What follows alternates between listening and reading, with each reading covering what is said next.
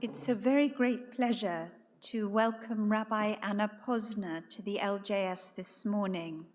You've already heard a little bit from her reading Kohelet, the book of Ecclesiastes, or part of it.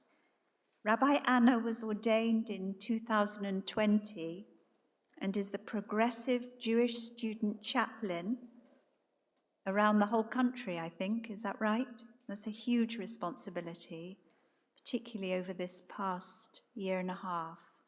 She's also the rabbi of Beit Klal Yisrael, not too far from here in Kensington, and also the rabbi of Norwich Liberal Jewish Community. So you have to be in so many different places at once. She has just been appointed as a rabbi to Mosaic Jewish Community, not on top of her present jobs. She'll have to relinquish those.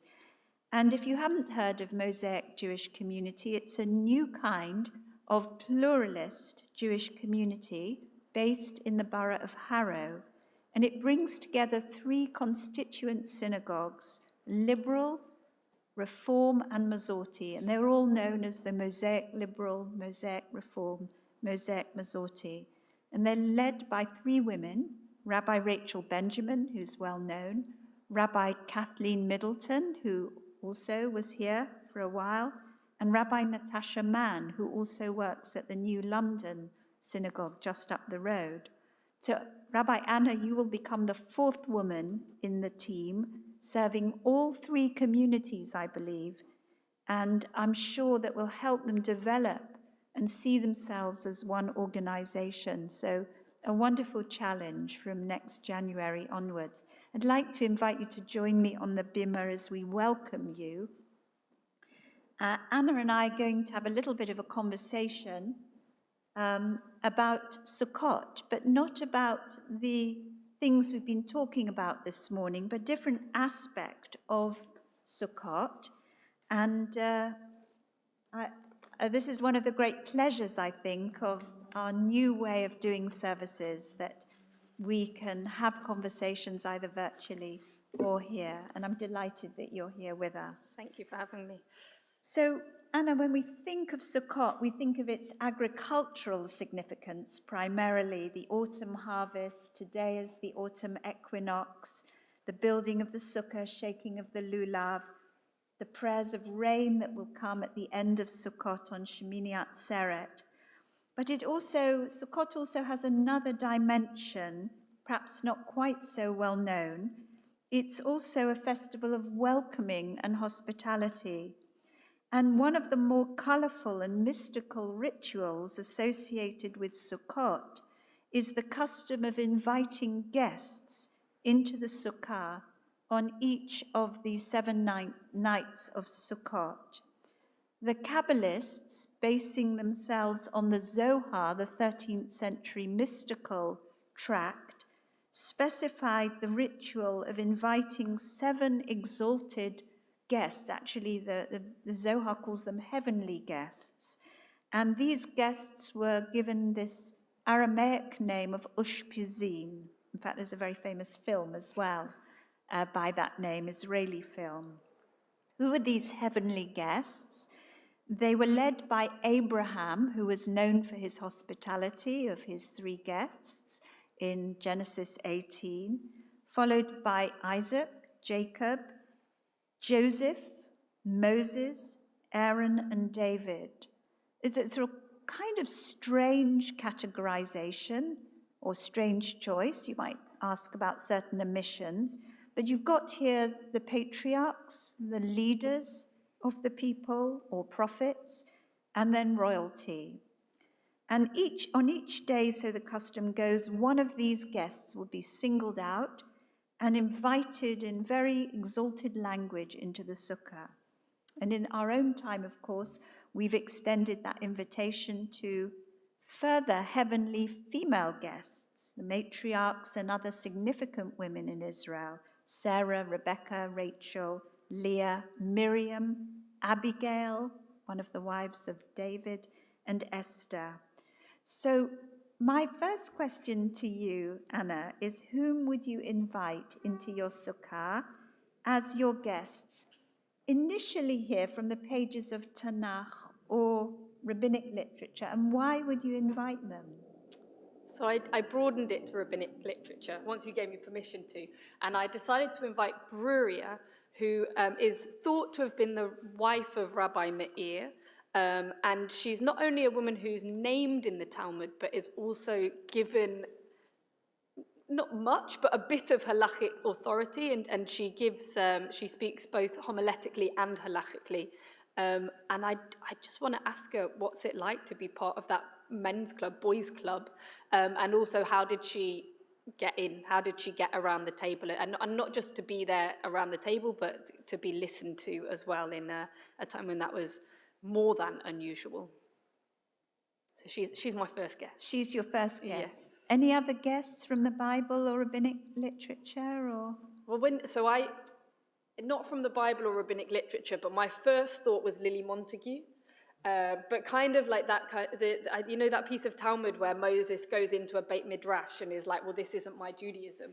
It's not been as long as that, but I kind of thought, I wonder what Lily Montague would say about liberal Judaism now, and kind of speaking about this idea of inclusion and the open sukkah, or the open tent, and how, you know, she was trying to get women included, and my thought was, how would she feel about that idea of inclusion being broadened? So I've cheated a little bit, but Lily Montague would be another We'll person. put her in the rabbinic period. Pardon? We'll put her in the rabbinic period. Oh, she'll appreciate that, I'm sure.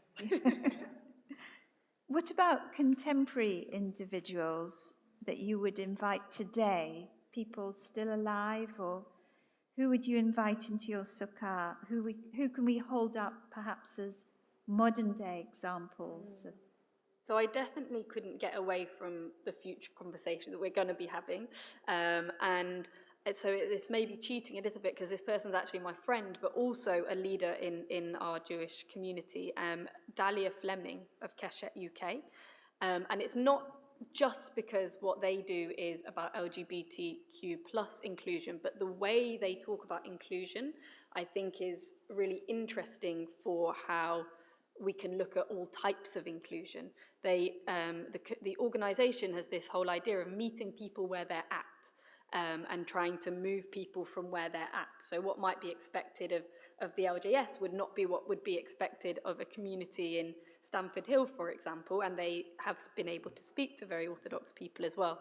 And whilst they focus on LGBTQ plus inclusion, I think it's an interesting model of this idea of intolerance to celebration, in all kinds of conversation of where are the barriers in our communities, and how do we want to make more clear that our tents are open, I suppose, our sukkot are open. So you've moved us on to talk about inclusion, inclusivity, and we've spoken about the theme of hospitality, of welcoming.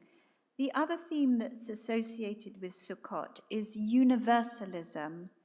The number of sacrifices offered on Sukkot numbered 70, and the rabbis matched these 70 sacrifices with the numbers of nations in the world. 70 bulls were meant for the 70 nations of the world, that they might all live in peace together. So we're struggling a little bit at the moment to live at peace with each other, whether on a physical, intellectual, cultural, or ideas level. The nature of our civil discourse has become very polarized, and I was very struck by one of our speakers at our Yom Kippur study session last week, who said that we've lost the art of conversation. We've really lost the ability to be able to dialogue properly with each other without putting ourselves in opposite corners of the ring. And we seem to fall into combative and often hostile positions when it comes to a whole host of issues, whether democracy, climate change, the pandemic, to vaccinate, not to vaccinate, and gender issues as well. And I want to just perhaps focus a little bit on the gender issues, if I may, to ask you, what would you like to see happen if you invited two people into your Ushpizzin whose ideas clash with each other? It might be over climate change, it might be over mandatory vaccination, or let's imagine a gender-critical feminist and an individual who's transitioned, a trans individual, from being assigned male at birth to becoming a transgender woman. How do you've got them in your sukkah, how do you depolarize these kinds of discussions while not suppressing them completely? So I think there are two different things there. The conversations around climate change and vaccinations do get very polarized, but maybe don't directly hurt each individual. Whereas often conversations around gender issues get very heated and hurtful in ways where both people feel completely excluded from conversation, from society, from whatever it might be. And so I think that the conversation would have to be consensual. It'd be very irresponsible of me to invite them both to the sukkah and say, and go, without kind of giving a warning that that's the space that they're coming to. I think you've got to set up boundaries as well and offer an opportunity.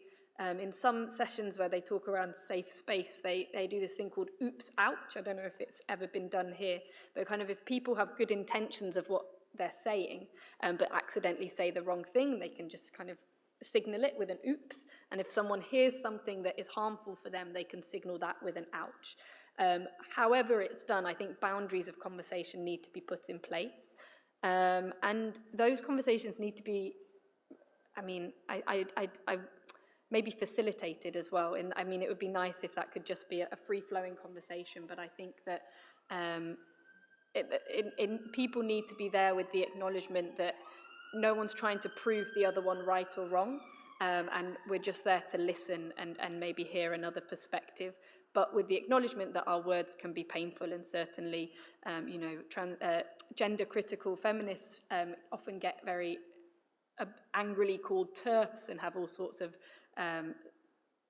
misogynistic abuse, actually, mostly online, and trans women or trans people are often erased and told that their experiences aren't what they are. Thank you very much indeed. We're going to bring it to a close here. I'd like to invite the members of the congregation to bring a guest with them into our sukkah when we go in for Kiddush, and perhaps to share with us whom you would like to bring. It could be a heavenly guest from the pages of the Bible or rabbinic literature or the past in some sort of way, or it could be somebody you know, somebody who's still alive, who's still with us. Anna, thank you very, very much for being with us. You're a real sport. I gave you very short notice. We only invited you very late last week. And good luck with your new job. And I hope that you'll come back and join us here in the future on occasion. So thank you very much. Thank you.